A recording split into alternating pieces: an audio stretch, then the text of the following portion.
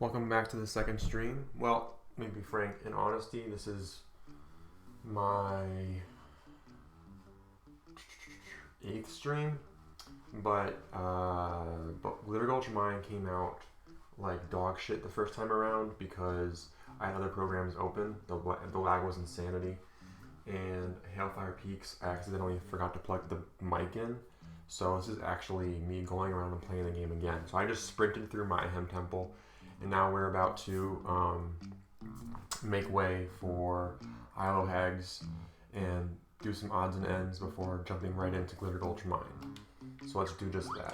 I made sure to get back to the same exact spot I was at the end of my Hem Temple originally, but this might explain why I might be exceptionally fluid with the game going on forward. And even right now I'm noticing I just played through without the streaming device on, and there's no lag at all. With the streaming device on, the lag is noticeable. I'm noticing it now. There's a little bit of lag. It's not significant, but it is noticeable. So let's dig in. Again, having gotten all the jiggies in my Hem Temple, I am more than capable of getting into Glitter Gulch Mine, and actually I can get into Witchy World too, Witchy World proper. So let's actually complete this puzzle. Here we go. So here we are at the prospector's hut. This is our good friend Bullion Bill, whose partner Dilberta we just met in the prior stream. That beautiful rat. So this game is all about interspecies connections, as you can plainly see, and you just have to wonder what's going on between a fox and I guess it would be a mole or a rat. I think it's a rat behind the behind closed doors. It's very curious. Makes me think of the time when I met my friend's Chihuahua Husky. It's just like, you know who the father is. So it is curious that Rare decided to do this interspecies aspect to it, but it's something that I think holds power for Banjo Tooie and Banjo, because the Banjo games in general is interspecies connectivity, and they do a great job at anthropomorphizing the characters.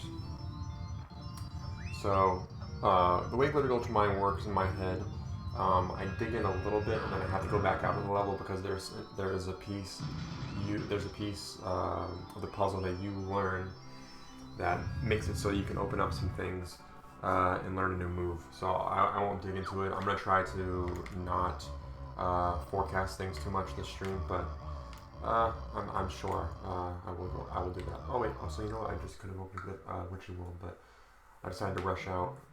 I am antsy to get to that level, but let's go back and get Witchy World, and then we'll head over. So yeah, this one in the Hailfire Peaks stream might be a little bit quicker, just because I had done them right. I adjusted them, so I'm gonna have a pretty direct path. All right, so let's do this.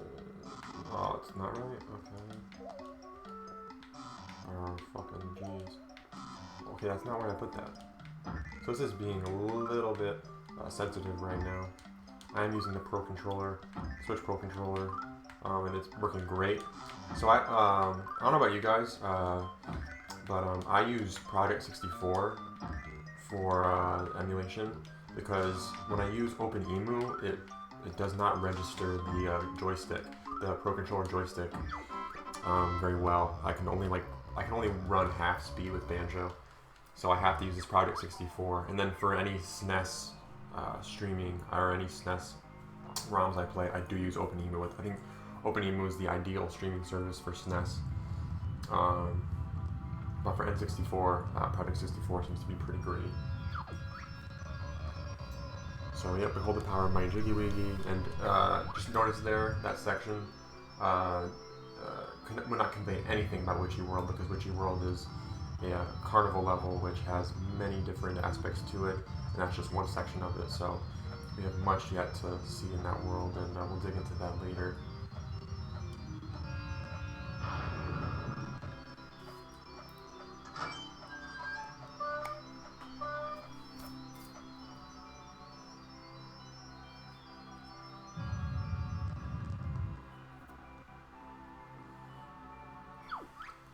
But for now, let's tie up the odds and ends around the Isle of Hags.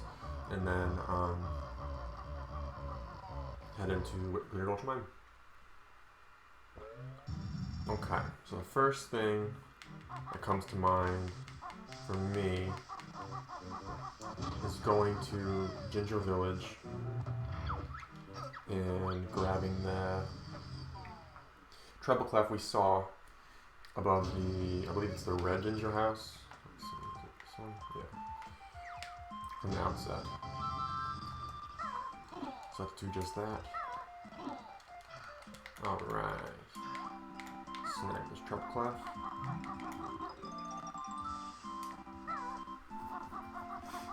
So it looks like the Great Ginger family passed on. They've been shellacked by the drill. They just got on the path. So the Great Ginger family sadly has passed away. This game can get kind of grim if you actually dig into it, but for the most part it stays on the sunny side. Although, you know, Bottles does die from the outset, and a man you just meet, King Jiggy Wiggy, does become zombified, so that might be something for a kid, but I remember always taking it tongue-in-cheek. It's always this game's always laughing at itself. Alright, so in this game, they decided to take stop and swap to a different angle than Kazooie did. Kazooie just was the most annoying, infuriating thing. Was at the end of the game in Kazooie, Mumbo came to you and he said, "Hey, there's all these secrets that were in these levels before. You might have wondered why these areas were like the way they were." And they open up new sections of the areas, and then, oh, you can find these eggs, these mystery eggs. But in this game, they give you cartridges. So what that's alluding to is what they wanted to do with this is have you switch between the two games, so you could exchange the save data, like quickly pull out the N64 cartridges and then switch them. So you could exchange the save data and then find secrets. It never panned out. Nintendo wouldn't have it because the save data would only register after 1 second, which is physically impossible to switch them between. They thought they'd have 10 seconds, but it simply did not suffice. So now, what else do I need to do? I could go visit Cheeto, but I don't have enough pages to do so. So I might as well go forward and... oh no, you know what? Oh yeah, let's go back to the Wooded Hollow. Now that we've got our treble clef and our ice key. Now ice key will come in handy, let's see, in a little while, but not quite yet. But in this game, I think Stop and Swap is slightly improved, although there is no swap aspect, there's no stop. I mean, it's just the secrets are improved in this game. Because there are some, like, we haven't met her yet, but Heggy, she is quite... she actually lives right over here in the Wooded Hollow. She lives down in here, down that pathway right there, and within her within her place, you can actually take those cartridges which hold eggs, and you can allow her to hatch them. So, and they can provide you bonuses. So, yeah, bonuses and secrets are much improved in this game, but they're still a bit underwhelming. I think that is purposeful. It makes you anticipate the next game with this eagerness, although it might make many gamers frustrated, which it definitely did me. Alright, so now let's go up to our good friend over here. Oh, let's get the fire eggs first. Hold on. So here's Ginger. Now's the time for you to learn shooting eggs that crackle and burn. Alright, so we got our fire eggs, the first egg development, egg update. Brand new egg you acquire. Now I'll tell you how they are fired. Tap R to get to your eggs on view. Tap it again so it's right for you.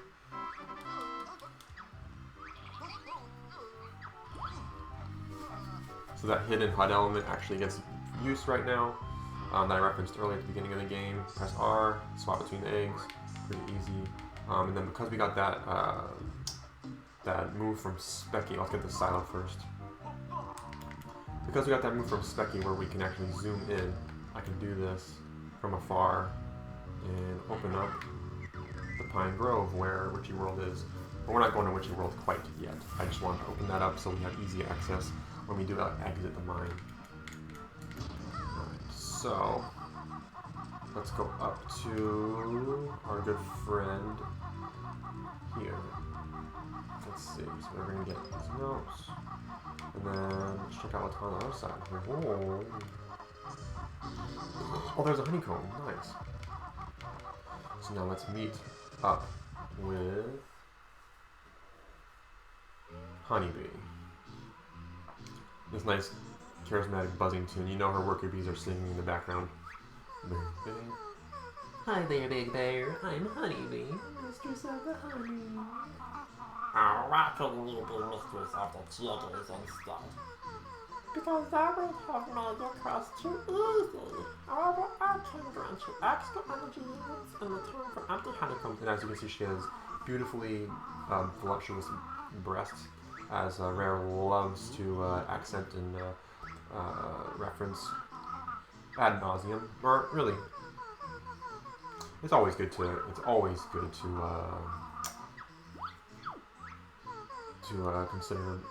consider the fact that breasts are beautiful, and I think that's an element of life that ought to be appreciated and explored and expanded upon. Expand on, you know. That's what it caused me to do as a child. As a child playing this game, I probably would be climbing the fire pole or the rope at school and feeling that friction against my privates, and just be an absolute joy. So yeah, you exchange your empty honeycombs that you collect in levels for extra honeycombs. You can collect 5. I've already got 2. They go up by 2 each collection. So I've paid 1 for the first, 3 for the second, and I pay 5, 7, and 9. So she is somebody you go to quite frequently. I think you go to her once more at the end, and she does give you double honeycombs, kind of in the vein of the Ocarina of Time, where you get the double hearts. So I can't free this Jinjo yet. He's underneath this rock, but I will learn a move quite soon, which allows me to do just that. So let's enter Glitter Gulch Mine. Oh, before going all the way down, let's get this page right at the top. So in here, you can't get these springy step shoes yet. You have to learn how to use them. See, you get to learn how to use them. And you do so later on in a Glitter Gulch Mine. But we can use these Talon Trots, or whatever the heck these are, these speedsters from Kazooie. So that's what I like to do right away, is actually use these and get right across. So let's press this here switch, which allows us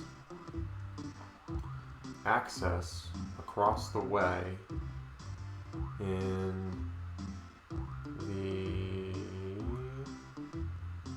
cavern over here. It grants us access. And we sprint across. As you see, this level gets a little bit glitchy. Something noteworthy about Glitter Gulch Mine is that it is the only level in the game, I guess outside of the final gamut, where there are no flight pads. You cannot fly in Glitter Gulch Mine. And it's quite noteworthy. So the landmarks in this level aren't choreographed very well, and I think it is the weakest level because of that. It's still a strong level, it's still a lot of fun, but the landmarks in this level, I believe, are down to the piles of ore, and we'll dig into that when we get back outside. But for now, let's grab this Jiggy and look down, because something special that we just procured will come in handy later. And it has to do with something behind there. And this is a point that I will reference later, but I hate that they decided to put Kazooie's face on these boulders. I think they could have just put a crack in these rocks, then you would know intuitively to break through them with a move you learn, which is the Talon Torpedo.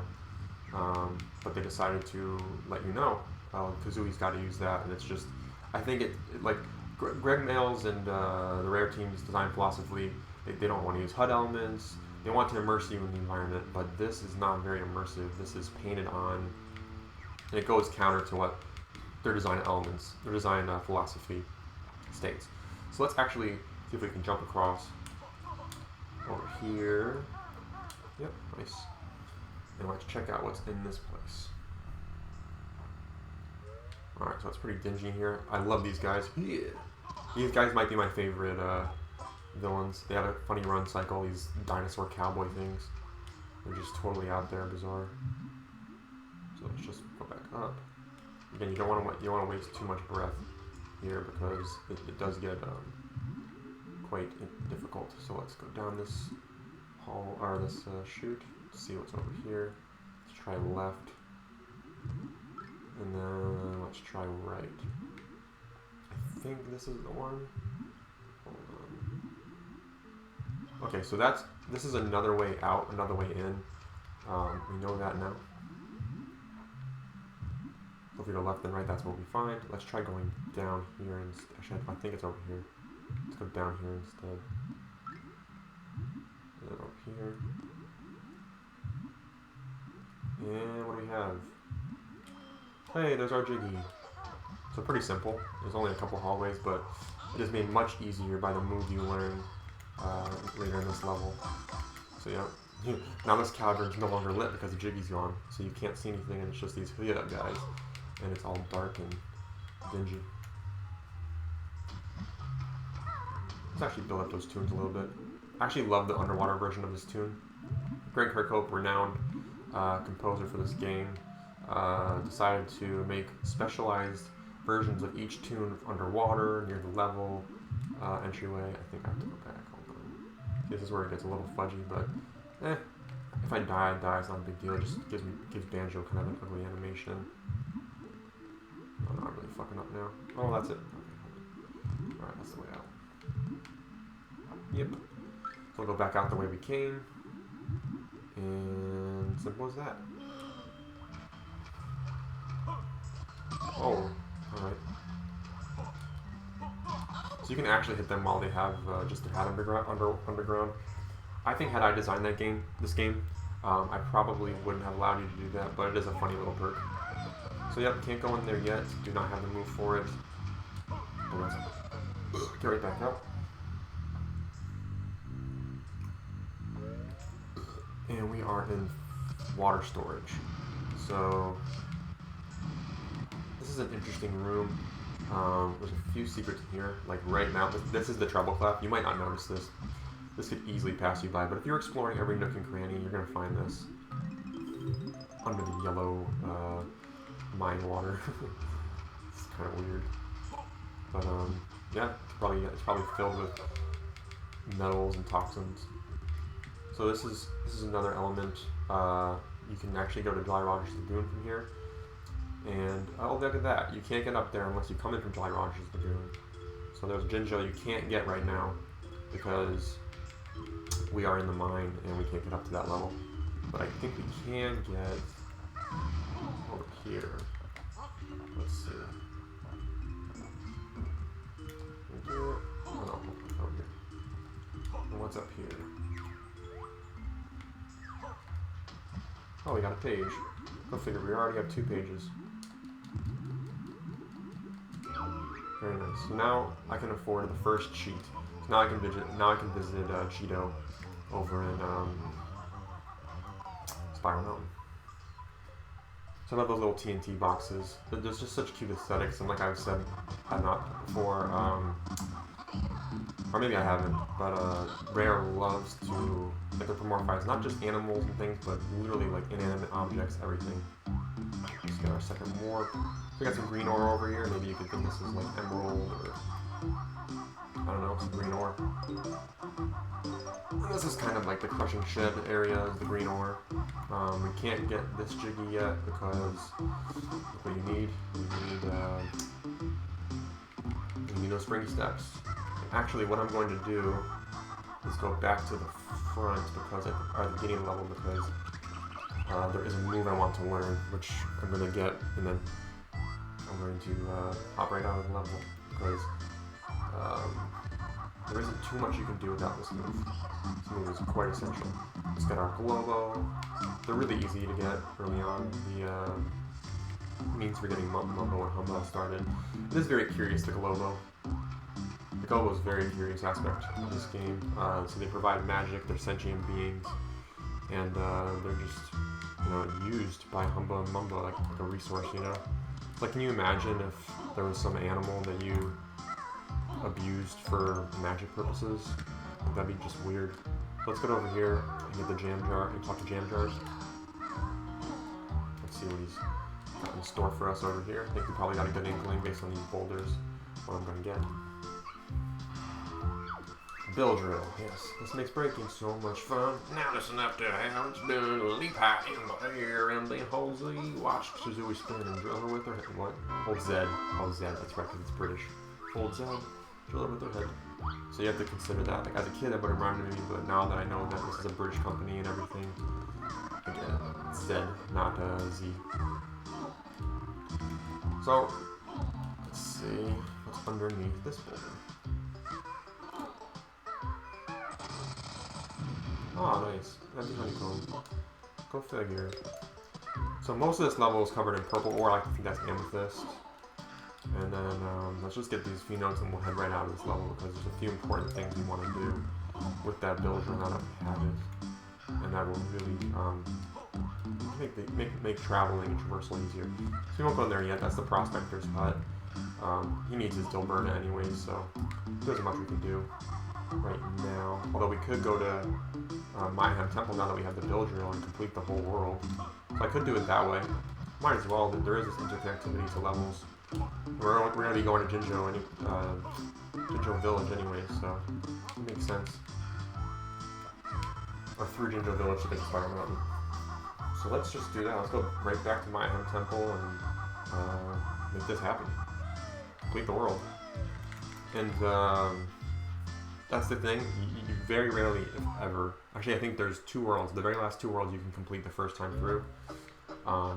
But everything else, the first 6, you need to go to the next level to acquire some moves. Oh, let's open up. Break open this for the Jinjo. Hello, sir.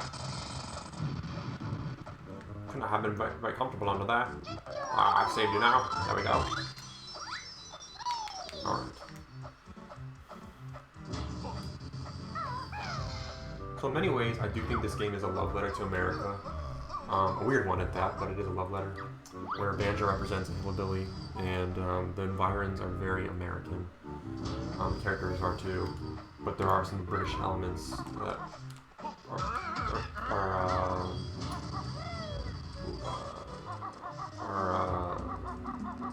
infused in the fabric of the game.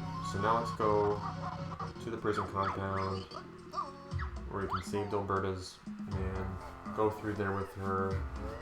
Oh, I should have just gone back to, whatever, we're doing it this way. Doesn't matter. Alright, so let's go down here. So back to Mayhem Temple so soon, but we want to complete this level. And it feels good to do just that.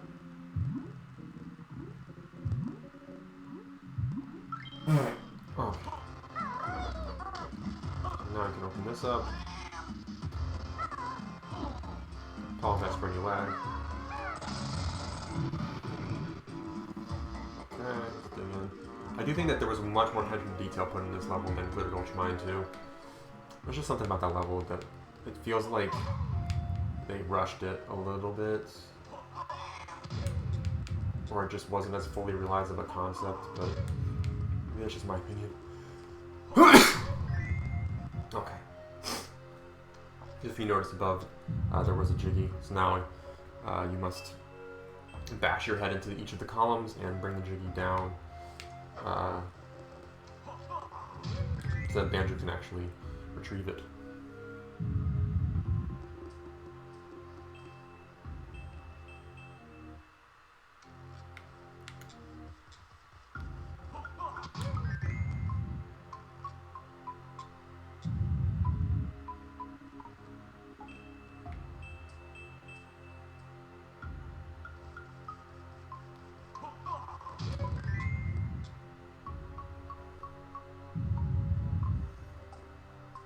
Alright. Now we can get it. Fudge. I'm already yummy.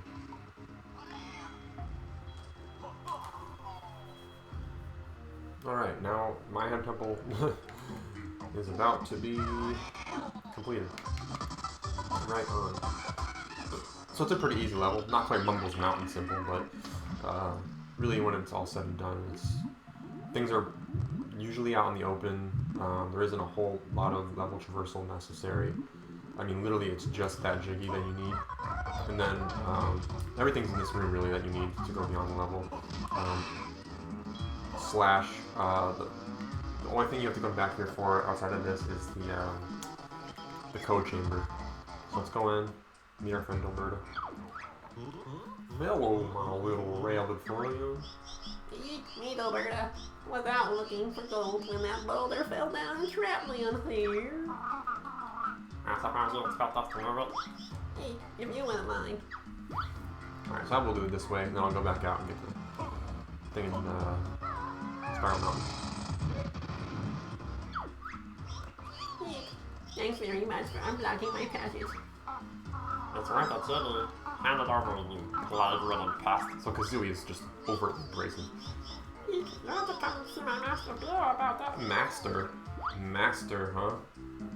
A little creepy. Master Bill? It seems like they're like romantic, but she calls him Master. A bit odd. Hi, Alec. Who might you be? So I like to give you these dialogue options.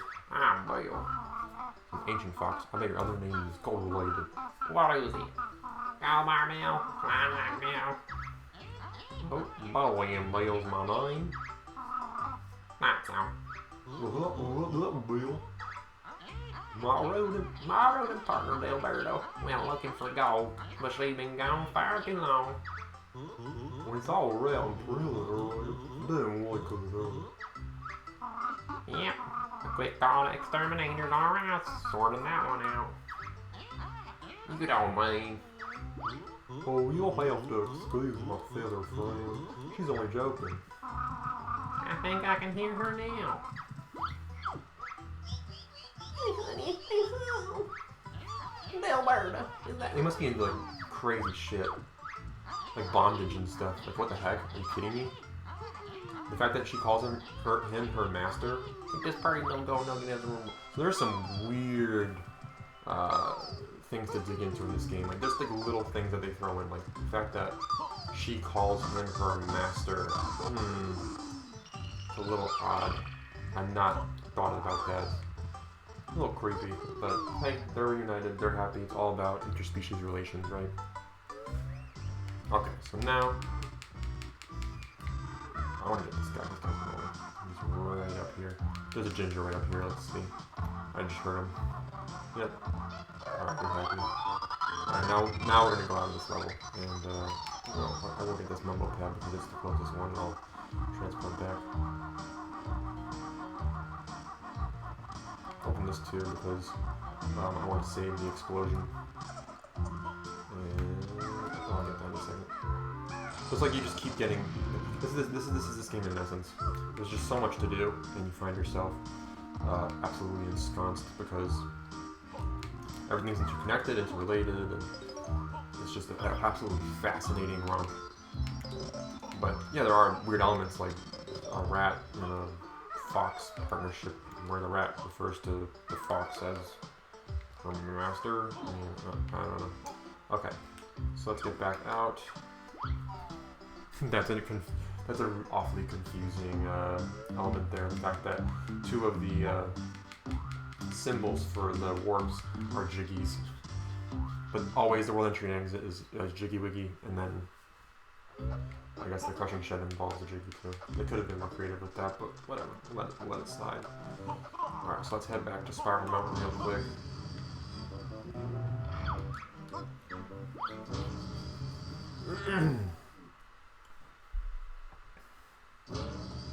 Alright. So I will try to go a little bit slower when I get back there, but I have done Glitter Gulch Mine before recently, so I'll go slow, but I'll be fluid about it. How about that? I'll like take it easy, but be fluid about it. I'm very direct because I know exactly what to do. I'll take in some of the environments. I'll take in all the environments, but we'll take it a little bit slower than we've been taking it because I don't want to speed run this whole thing, obviously. Even though I know how, and I probably could beat this game in like, I don't know, if I really wanted to, 6 hours or something, maybe 7 hours. I think my shortest time is like about 9 maybe, but if I really just skipped all the dialogue and like skipped the story mode, everything, then I could really do it pretty quickly. So let's see what he has to say. Hello,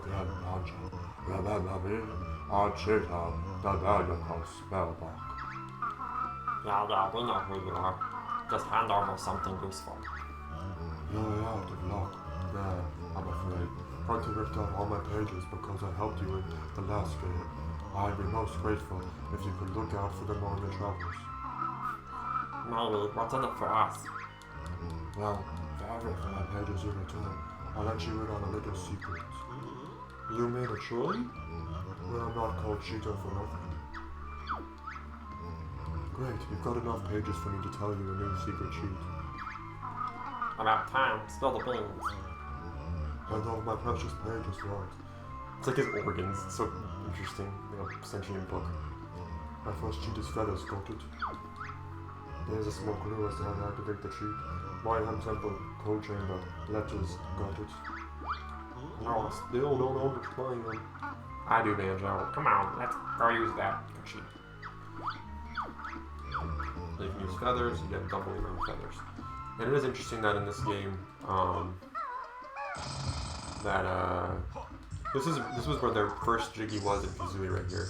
And I can just get eggs. That's just a little cool affectation. And they have the same music as you would have in Replete there. But if you want to go through here, it's just nothing. It's like her whole area was closed off, sealed off by boulders and rocks. It broke down after you completed the events in Kazooie. I do find it funny that a main collectible that you can find anywhere is rewarded with cheats. They could have used any terminology, but they chose to use cheats. I think I can't get in there. Oh, maybe I can. I can't get in one of these. So there's a cheetah page right there. Pretty easy to get. Look at that one. But as for the other things in this level, I'll come back when I have a few more moves. Aside from the essential element that I want to complete before I dive back into Glitter Gulch Mine, which is right over here.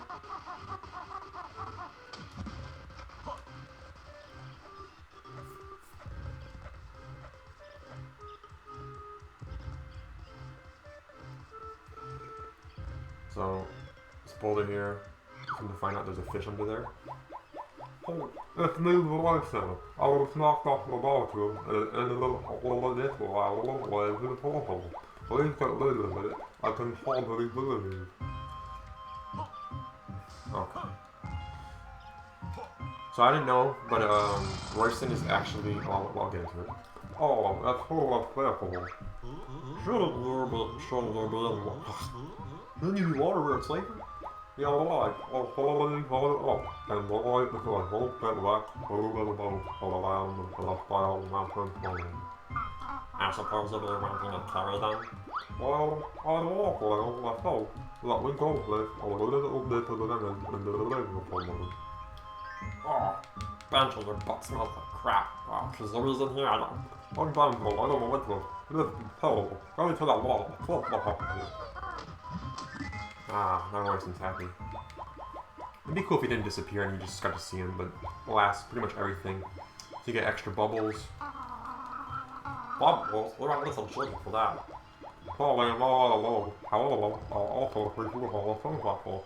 Simply plus, I am with the couple. So, Now it's a godsend, so now he disappears. You just gotta, you know, fan it away.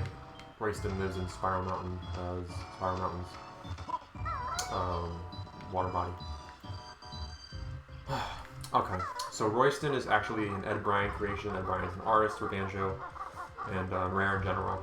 I think he just recently left Rare. I'm not positive. I ought to check that, but I didn't know about Royston or the depth of Royston until I had dug into DK Vine's material and Hyle explained it. So if you don't know DK Vine, I recommend checking it out. It's a very cool website, forum, and they have a podcast that they usually air at least weekly, talking about these rare games, Rare Platonic now. And Royston actually appears in Nuts and Bolts. He appears in the original Banjo Kazooie. If you recall, one of the file selects is a fish. And that's Royston. And he's a recurring character in many rare IPs. So he's just like he's a little Easter egg, and he's a cutie. So now let's go back to Glitter Gulch. Now that we've got our specialized, we've increased our bubbles, and now we can swim fast. And boy, is that a godsend for levels like Jolly Roger's looking ahead. Oh, actually, you know what? Glitter Gulch Mine is not the only level where you don't get a flight pad. It's Glitter Gulch Mine and Witchy World. That's right. Witchy World is not a flight pad either. I was wrong. Okay, so over here we got fuel storage. We can dig in over here. Let's see what we got here.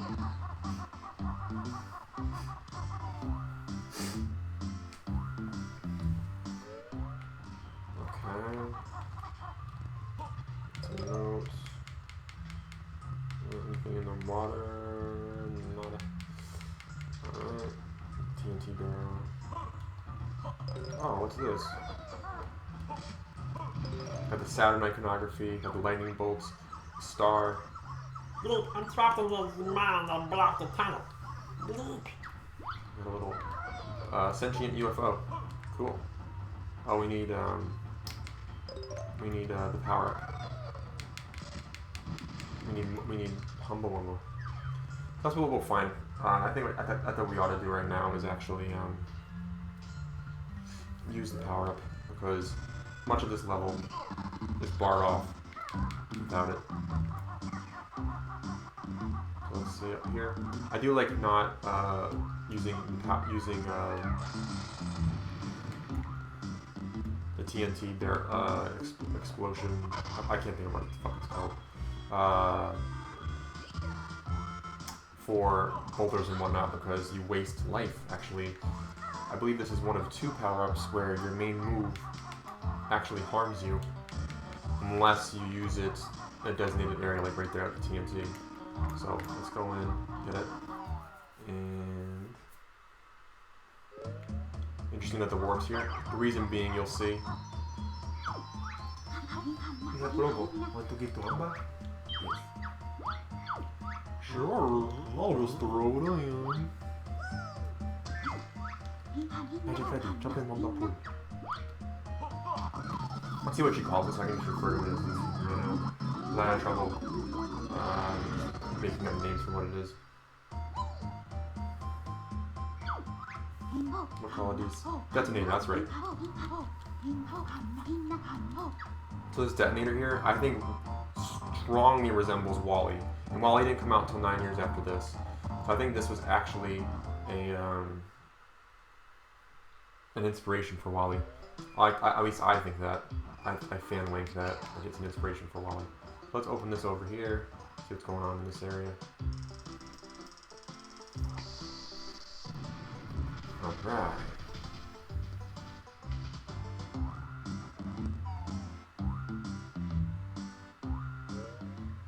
Oh, who's that? That's our good friend. Canary Cave. Canary Mary. I'm here. I need you to help me out of this frightful predicament. Many people detest this character. Who might you be? I'm Canary Mary. They used to send me down the mines to check for gas. If I died, they'd know if it wasn't safe. So canaries do that, but this is a person in disguise as a canary. I gotta think a more pleasant job. They just left me in here. I don't think I'll last much longer. Don't worry, I'll get Kazooie here to smash the cage open. Yep, I must. Shut up. Beebon's the same. There we go. I'm free. It's moments like this that make adventuring worthwhile. So then, but she can fly, so she is really quite an amazing force of nature, if you think about it. Disgusting as all can be, but quite amazing. I don't know if I totally figured out her joke yet. There's definitely some like dark inkling to her, but she's not a like straight up bird. She's just wearing a costume. Quite convincing though. I've known quite a few people that are absolutely enamored by birds, and they are some kooky people.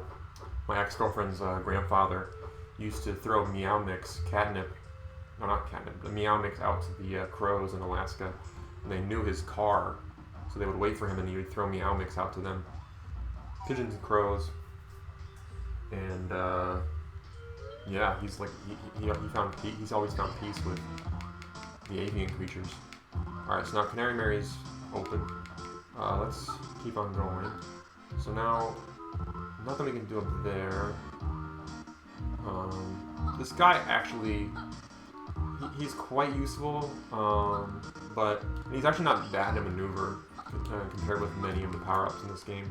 Like, especially last level, when we look at the Stony, this is a much breezier character to maneuver. And just look at this. So I don't have to smash that rock open now that I came through with the bilge earlier. Look how difficult it is to get into. This is just annoying. That's why you need the warp to get into Humbas, because you could be sitting in front of that thing all day long.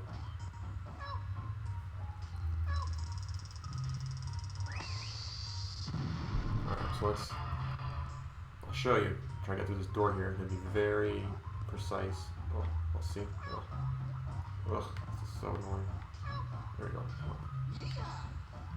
No, no, no, no! Now we got ourselves a ginge. And again, things are going to be a little bit out of order because this is my second time playing through Glitter Gulch Mine, so the Jinjos are the most notable thing. They probably will not be the same. They're not the same, because whenever you play this game over, the Jinjos are all randomized. That's just how it is. They're just randomized. So, let's just open up things with him. Alright, cool. I think that's about it. There might be like one. Oh no, I need to do the fuel storage. So I don't need to go down there because that's a section that only Banjo and Kazooie can get through or really have use of. But I can go over here, and then I will go over to that fuel storage which we entered in earlier because that's I think that's really it for this guy. He doesn't have much to do in this level, but his elements are quite important. So, oh, we haven't gotten the train station yet, so let's do that. I don't think he needs to do anything here. He might, but I'm pretty sure findable entry and exit is his main aspect, where that UFO was, basically. He needs to free up the path for the UFO. And I think that we can move on from this character. There's not much for him to do. So let's check it out. So this mine is pretty neat. I mean, it's like you're covered, it's very well conceived, very convincing, it's beautiful, but it's just, it's a little bit redundant, and I do think that the ore is just not as detailed as, for landmarks, it's just not as detailed as any other level. You could argue that, I think with good art, you can make a great argument that Pterodactyl Land is a little bit more monotonous than this level, but I think they're clearly the two weakest levels in this game, and I always rank them at the lowest because you're not very good at choreographing things. You just find yourself lost because everything looks so similar. And I guess that's part of the mystique of these levels is that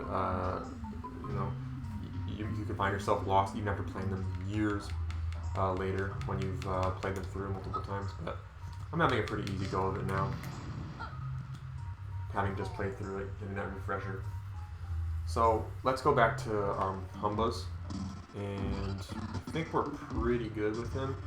I could do that little section outside the crushing shed. I will do that just for shits and giggles, just to say I completed the level and use the detonator to the max.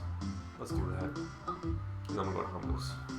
So out nearby the crushing shed is actually close by where that waterfall cavern heads to. So this is another interesting bit. I love how everything connects. And if you really dig into these levels, so this is a mine entry 1. There's a couple of mine entries, one on the opposite side.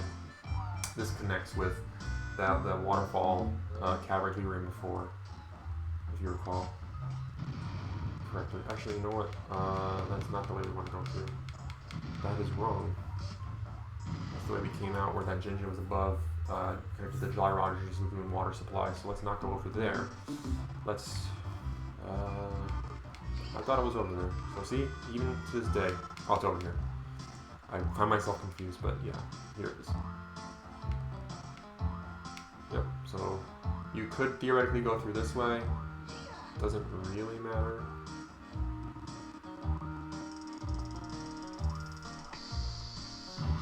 But yeah, see, that opens up.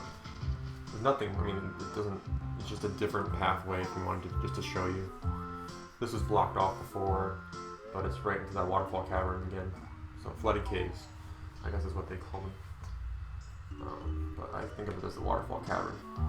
Doesn't matter. They are the flooded caves. Word of God, right? They made the game. It's their property. So it's cool. Alright, so now we pretty much maxed out what this guy can do. I think we're looking pretty good with a lot of elements this level already. Let's go back to Mumbo's Wigwam. And what say you we get Mumbo? Let's get Mumbo. Let's get Mumbo going. I think Mumbo has a couple things to this level. Yeah. And I think, I mean, I've talked about it on now. I think I did talk about it on the first stream, if I remember correctly. But, Mumbo was such a missed opportunity, in my opinion. You could have given him that dash move. And, I mean, oftentimes, like, Jolly Roger's game is just fucking hilarious. He literally does one thing and that's it. It's all important, don't get me wrong, but it's just, like, why even bother involving him? Why doesn't he just give Banjo the power or something? Like, it's just ridiculous. But I digress. It is cool that you even get to use him, so I appreciate the fact that they went to the lengths to animate him and make him playable. So I'll say it that way. I'm thankful that he exists and he's playable. He's definitely more interesting. I think he looks better in this game than he did in Kazooie. His design's completely different. He's a little scarier in Kazooie. He has the teeth. He's a little more blocky. In this game, he looks more like what I think he is, that Jinjo, who is the Jinjo shaman of the village. I like to fan-wink that Mumbo actually is from Jinjo Village. He just decides to follow along the bear and bird with their quest, help them along with their quests. But I don't know for certain. Obviously, it's word of God. Mumbo can be his own entity. It's just his body. If you were to look at it and look at a Jinjo, it is most similar. So, I mean, you look at him. Outside of the one thing with him is that he does have a yellow stomach, and obviously he has his like nest loincloth. See if we can zoom into it. But outside of that, he's pretty. So you can't even go. This is hilarious. You can't even go to inside Mumbo's Wigwam because they have some beef. But I fan wink that they actually are romantic, and they're just for this quest they are pretending they have beef as competitive medical healers. So this Jiggy is notorious. I remember watching a JonTron video where he was just like going over this, or maybe it was Donkey, one of the two comedic video game players, just like going like, look how long this takes, counting the amount of seconds, and it is very slow and arduous, and I don't know why they decided to do it this way, but just for the sake of it being a mine, they put a boulder in there for you. This is the crushing shed. It's all about, this game is all about how these things work. It's all about like machinery. It's that Pink Floyd song, welcome my son, welcome to the machine. It's all about that. But I think that there are some lackluster moments, and this is one of them. I mean, look how slow that was. You come back in here with Banjo and Kazooie and finish the job, but I think that's just a bit of a grievance that they probably would adjust or edit had they had a little bit more foresight. But it's just stupid. It's like slow and I don't know. So let's do the other aspect of Mumbo's Jonathan's level. So this is the Chuffy train. Looks like it's been it's not capsized, but it's collapsed, fall off the track. So Mumbo, as you can probably guess, is going to bring it back in use, or do what he can bring it back in use. There is one other element that we will have to solve later with Banjo and Kazooie. A real joke of an element. And that's the thing about this level, even though it can be hard to navigate, it is so freaking simple. I mean, I find that this game actually gets difficult. I think it might be like Crunchy Industries, honestly, but that depends on who you are. Because navigation is the only real problem in Pterodactyl, and the level itself is really not that difficult.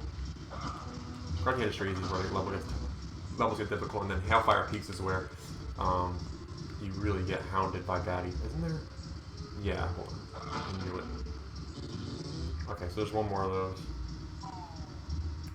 I'll find. I think I know where it is. Alright, Mumbo's done. That's really it for Mumbo. I did all the Mumbo stuff. So, our medicine healers are concluded for this level.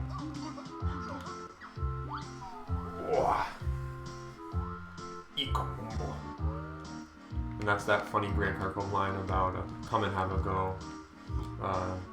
Mumble. He just rearranges it. It's all this like combative talk. It's hilarious. And Mumbo does have that kind of like brawny, masculine exterior to him, but it's just such a farce. Look how big he is compared to Banjo Kazooie. I mean, he's huge. Look how big he is. Look at the size of him. His head is enormous. His head's the size of their torso and their body and their head. It's ridiculous. He's huge. So he's like a giant Jinjo. I think of him as like the Jinjo medicine man. Okay, so now we could go to the train station, crushing shed. I mean, why not? Let's just do it in the same order Mumbo did. We can go over here first because there is a section over here we have to do. Might as well do it. Alright, so we've got that Jinjo with our detonator. Look how cute this is. There's all the barrels everywhere. And the barrels are highly detailed. They're newer though. Definitely newer. And this level is definitely, for me, it's one of the most significant. And it is just eerily quiet. I mean, there's really just the Prospector and Canary Mary and Dilberta, and that is it. Outside of Mumbo and Humbo, which are a staple. So you have, like, this is the power hut. I mean, you have that similar intonation, that similar sound. You can turn the light on here. What you're supposed to do with this is outside there are split up pads which you cannot use until Witchy World. You're supposed to put Banjo on here and go through this with Kazooie now that the lights are on, but watch this. Now, in the original game, you pretty much had to do this or you had to get lucky, but for whatever reason, playing on the emulator on my laptop, I can just see the path, the whole path right now from the beginning. So that's just really easy. Normally it's supposed to be pitch black, but look at this. I mean, this is just a joke. So the lights are supposed to turn on, but you know, if you don't have to, why do it? So this, they didn't expect this obviously in 2000. They wanted you to play this on the N64, how it's intended. But now that emulation exists, I think we ought to embrace emulation because money in itself is just made up. I mean, yes, emulation's free. I mean, but I think if it's a good product, you'll get paid for it. You'll get your like dues. And then all you want is people to enjoy it and to be inspired by it so they can create cool things. And Banjo definitely inspired me. So I bought this game on Replete. I bought this game in the original form back in 2000. So I feel completely okay emulating this game. I've paid my dues, so to speak, and I've had a blast with it. So there's that one, and then let's see. There's the power hut, and there's an eerily similar, not eerily, but there's a closely related Jiggy right around the corner here.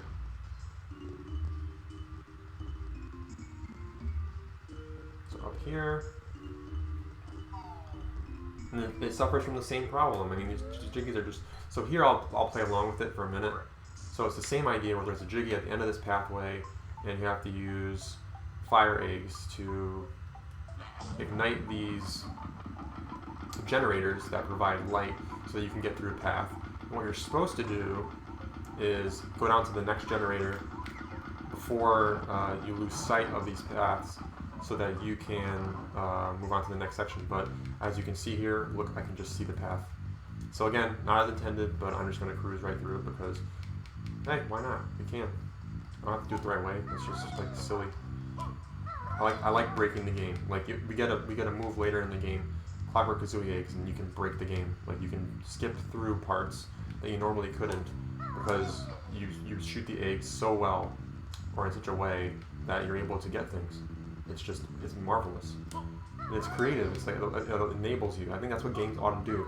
There shouldn't be just one way to do things. There should be one standard way, but then if you can figure out a new way to do it, because that's what adds replayability value. It's like you did it one way, you did it the next way. So that one's pretty easy, very similar to the last Jiggy. I went on the back way, but so we got that. Now we can go. That's the red one there. Now we can go back out. And what shall we do? I can do the train station. I mean, that's a really small eggs there. There's a little glitchy up here. Let's go up this. What are we gonna family this is? What kind of ore is this? Diamonds? It's kind of like diamonds to me. Alright, so we got a ginger under here. Looks like.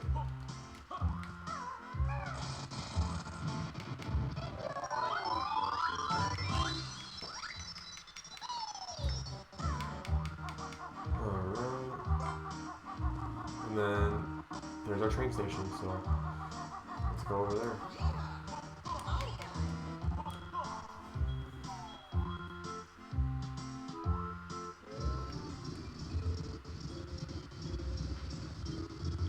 So now let's go inside.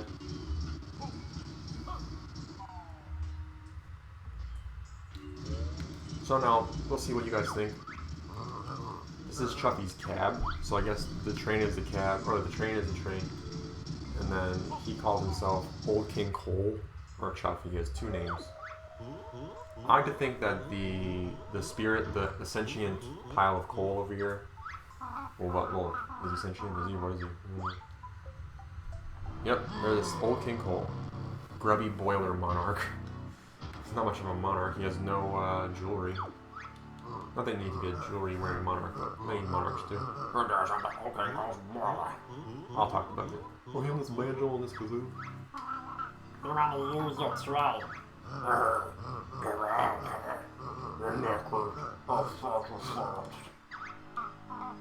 But you're supposed to be a merry old soul. Not me, pal. But you should be feeling a merry old soul to top your pinhead. So I have beat this game before, so you're gonna have the counter. This is just one of the easiest bosses ever. He can't really hit you.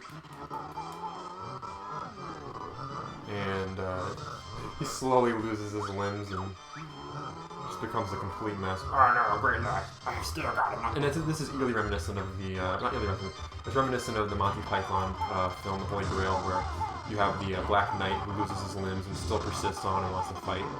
I think they definitely took that as inspiration. But I don't need arms to beat you. It's clearly a Monty Python film. I mean, like, but it's hilarious, so I'll run with it. Of course, I love this game. Okay, so now he's getting down. Perhaps we should sit. He gets a little faster and he's harder to hit because he's obviously just a waist and feet now, but...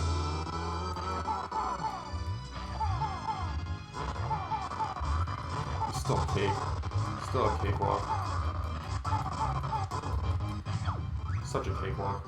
I think he can hit you if he gets if you get like right next to the edge. Like if I was right there, next to the edge right there, I'd probably be hit by him. But as long as you're in the center, you can't be hit by him.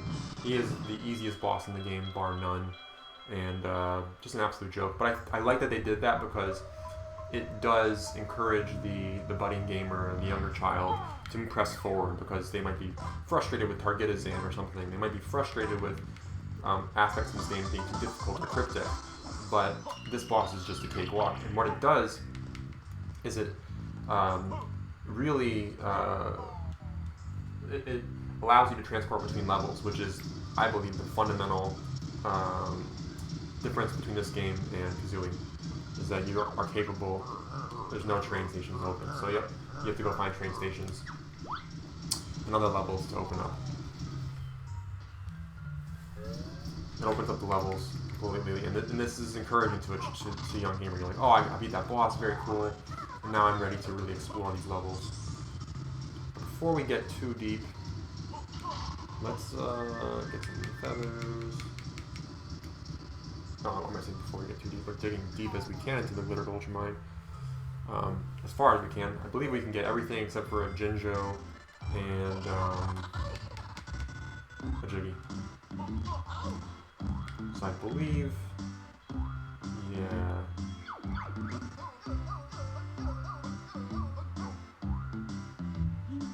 No, it's gonna be, yeah.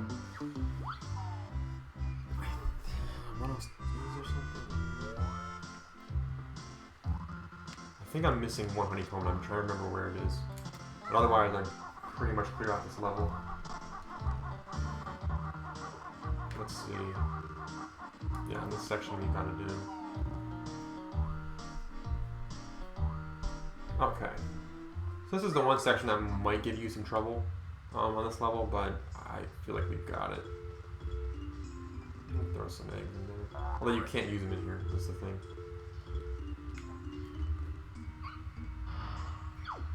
Keep bayonet. Another use for the feathered freak makes good use of her pointed beak. The bad guys know that it's no joke and press B to give them a poke. So yeah, now you have a melee attack with Kazooie while in this FPS mode. Is it over here? No, no. Oh, I know where it is. Alright, yeah, no, I know where it is. Okay, we're fine. I know where the rest of this level is. I know how to complete this level, obviously. Or maybe you can help me out here. A real nasty bunch of temptations have escaped from their box and are threatening to blow up my mine. Don't worry, we'll go in there and blast them. No, shoot one and the whole mine will explode. You'll have to try and defuse them somehow. Anything else? Yep. You'll have to be quick, because when you defuse the first one, the others will probably start the detonation damage. So I fan like that Kazooie doesn't smack these motherfuckers, but what she really does is she just like nibbles on their little lit fuse. Let's go down here, go over here. So again, you want to get these ones above because they're the ones that'll like leave you frustrated at the end of the game. I like going above and then getting down into it, but sometimes you just find yourself completely lost. So let's go back up. See if we can go down the other way. What's this? I think this is good. Yeah. Oh fuck! So you don't want to miss them. That's the one thing. You start missing them, then that's where it gets frustrating because they get fast, they're nimble, and you can find yourself really confused. Alright, well, I will get down now.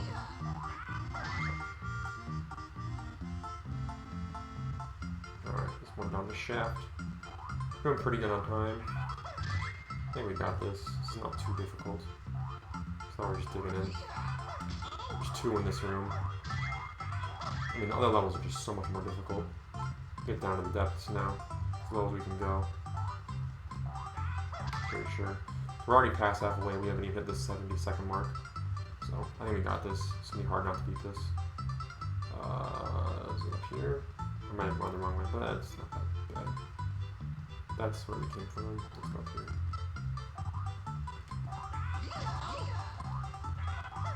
What really makes this difficult, well, just listen.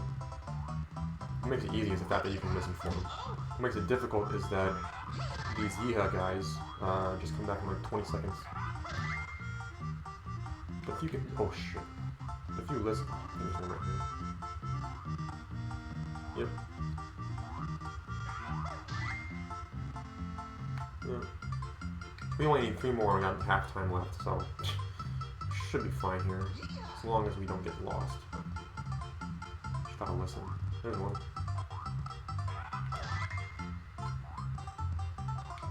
Down. Yep. I'm just missing one. 1 in 76 seconds. I think we can do this. Oh, that's it. Such a joke.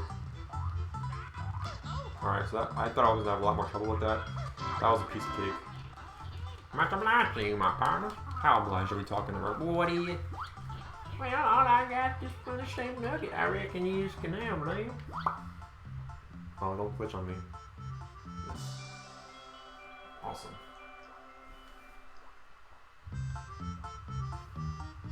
If you wanted to stay down there all day and help me out with more of these TNT sticks, I can throw more out for you. But I think you've got the grand line sales of them. So we're just gonna move along here. Alright, so I gotta figure out, is it over here? I think so. Yeah, pretty easy. I can navigate this one pretty easy. They get more difficult as you go along. This is, I think there's only one more actually. Yeah, there's only one more. Well, there's one more section where you shoot with them, but there's only one more of these, like, gauntlets. And it's like Grunty Industries, and that one's actually pretty tough, but this one's a piece of cake. Alright, so now, oh, that's right. The most fun part of this game right now. You gotta erase this dingus. This disgusting dingus. Hey there, Canary Mary. Why are you still around? My hands are still a bit stiff from spending so long in that cage. How about a race to help me stretch them out? On this old herring cart? I'm sure it was broken when I saw the wheels. It was, but I fixed it and put it back on the track. You're pretty resourceful for an old bird, aren't you? I like to try. Jump aboard if you fancy a go. Sounds like fun. What do we do? Simply tap A as fast. So this is a Mario Party minigame. Tap A as fast as you can. Are you fucking kidding me? Shut up. Oh. So all you're doing here is tapping as fast as you can. I mean, Mario Party throughout the years has changed so much. I mean, think about it. In the Wii generation, you had to shake the remote like you were masturbating. But in the classic games, you tap A so you can't feel your hands bleed, and you're just hanging out with your homies. You're like, who can press A fastest? Oh, I got a turbo button on my controller, and I'm so clever. I can just hold A, and I win. So you just find yourself doing this, and then you get carpal tunnel, and then you need to call your mom to your room like Cartman did, and then you need to like take a dump in a pail and say, "Mom, go away, give me snacks," and don't do those things because that's really inappropriate, and you should be able to control yourself, handle yourself, go to the bathroom, not just play video games all day. But yeah, this is really invigorating gameplay, so I'm trying to make the most of it. So tap A as fast as you can, Banjo. Oh, I'm losing it a little bit, picking it up, losing it. Oh, I just switched to the index finger. Oh, it didn't work too well. Back to the thumb.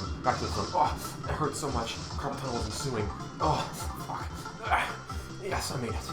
I'm gonna gravy train in. Oh, yeah. So she didn't stand a chance.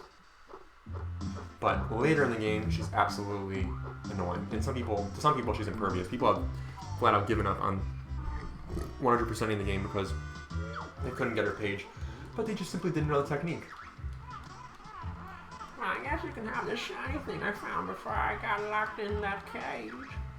Feels on a jaggy? I can't remember what it is. It's been under my wing for days. Ew. I'm not sure we want it in that case. That was a fine race. Sure was. My wings are starting to feel better. How about a racing back again? Hop on the cart if you think you can beat me. Guess so. She's so annoying. Mario Party minigame. Alright, well, just bring up the hands a little bit, and then We're back on it, Canary Mary.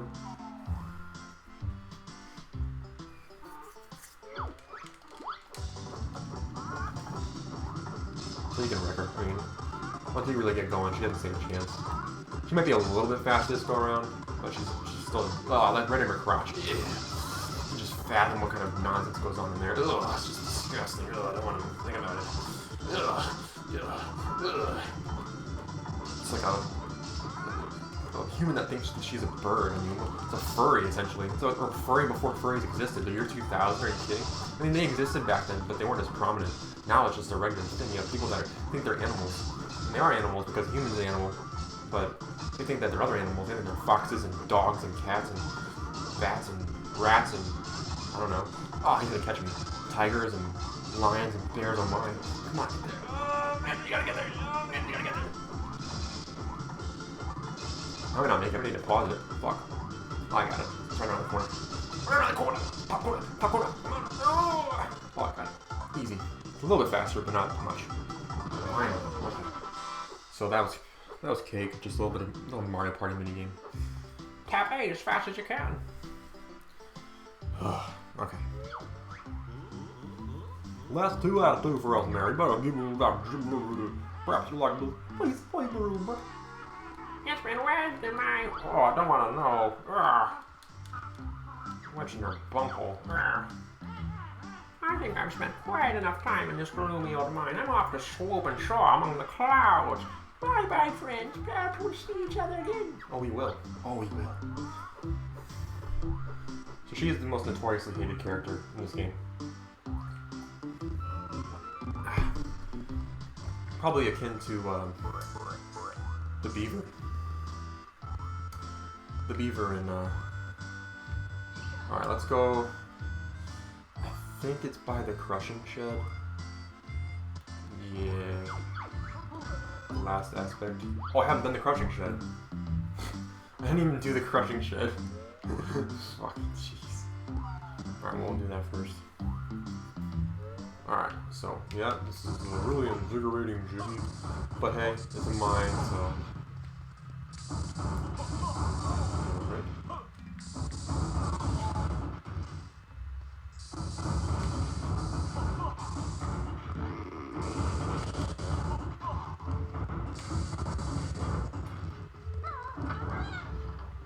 Yep, nice, slow, and simple. We've got to crush the boulder because there is a jiggy insignia on the boulder. You see that? So if we crush the boulder, then we can have whatever's inside, which me thinks is a jiggy because they more or less told us so.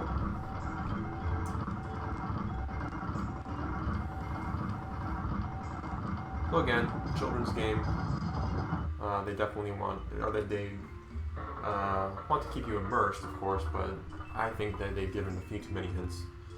And if I were to design this game, I would not have put that golden thing on the rock. I would have just said, "Oh, guess what's in there?" Because it just leaves you a little bit, leaves you in the unknown. And I think that's more fun than, oh, there's definitely a jiggy in that boulder, and go find it. Okay, so now let's get these pieces. Well, there's a one. So a little bit of the jiggy sound. So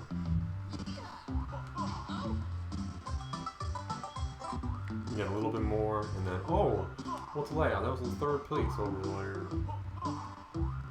Now you get the whole thing. So now I think I've gotten all the jiggies I can get outside of that one. And the last piece is in here. I believe. I'm not positive, but I believe because I can't get the Jinjo. Obviously, I went over that before, and then the one that connects to Jolly Roger's Lagoon, and that's in that water storage. But over here, we got our last honeycomb. Yep, that's 3. And we got our last Jinjo, because there are no Minjos in the first 2 levels. We'll meet some later on. And they are a fine addition to this game. I think that Jinjos were a little bit too simple in the original game, Banjo-Kazooie. So I believe we've gotten everything we need, and we can exit stage left. Let's just double check before we go back home, or go back to Isle of Hags.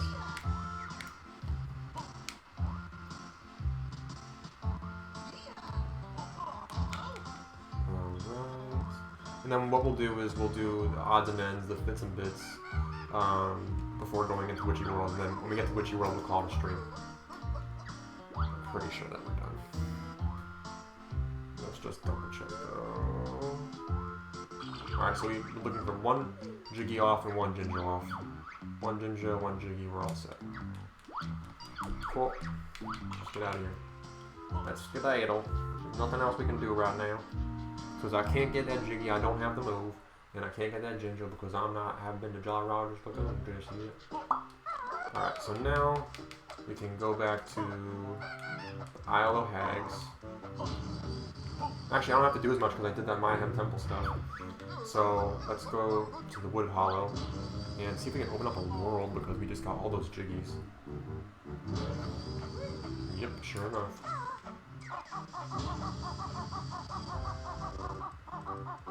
Oh yes. Oh yes indeed.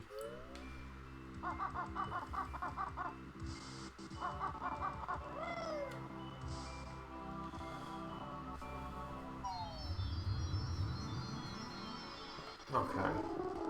I'm not sure. sure if I went over this before, but I do think that this is a much more fascinating way to open up levels.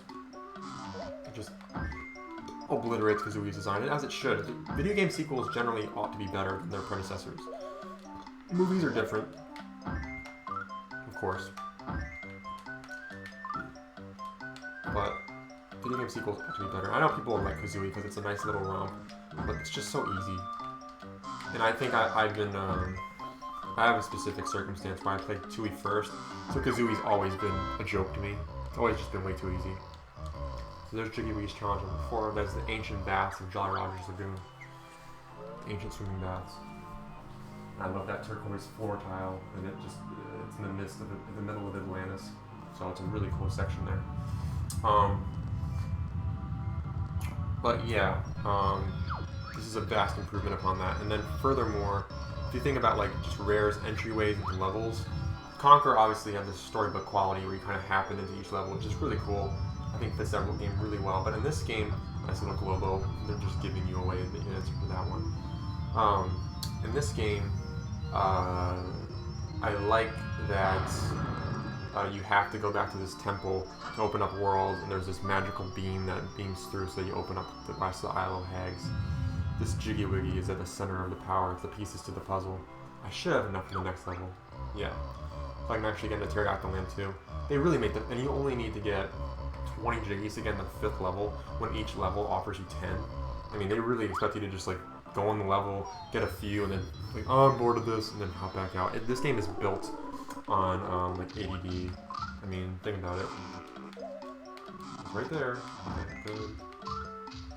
There we go. This should be right there. Yep. That should be right there. That should be right there. All the rest are corners or edges.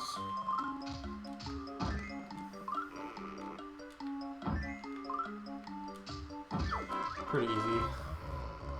And that's actually that section of Pterodactyl Land, the train station right there, is I think one of the more fascinating areas of the level. My problem with Pterodactyl Land, as we'll get into, is they do reuse assets, and it just gets really redundant. I don't know which one. Pterodactyl Land might be. I think I do enjoy Pterodactyl Land more than Glitter Gulch Mine. I think Glitter Gulch Mine is my least favorite level, but I can understand why some people hate Pterodactyl Land. I get it. Alright, so this is the wasteland. We haven't opened this yet. We haven't even opened the cliff top, which we just saw either. So we've got a lot to do.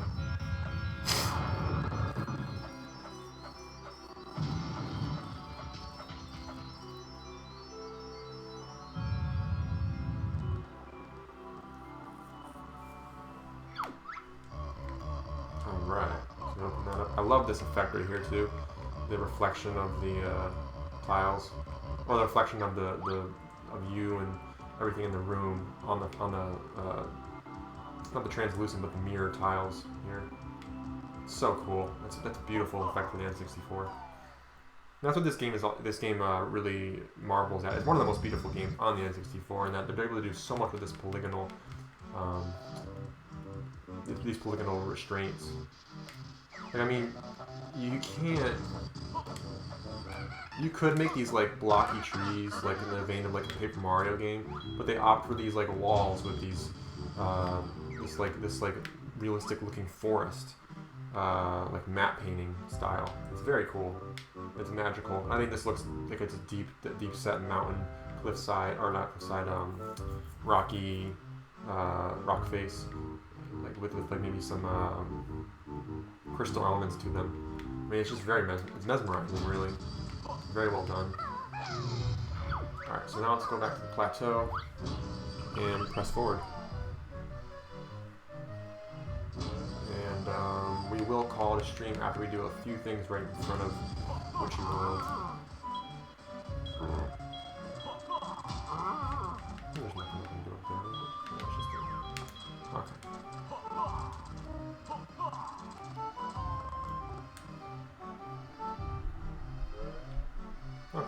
So, Wumba's over there.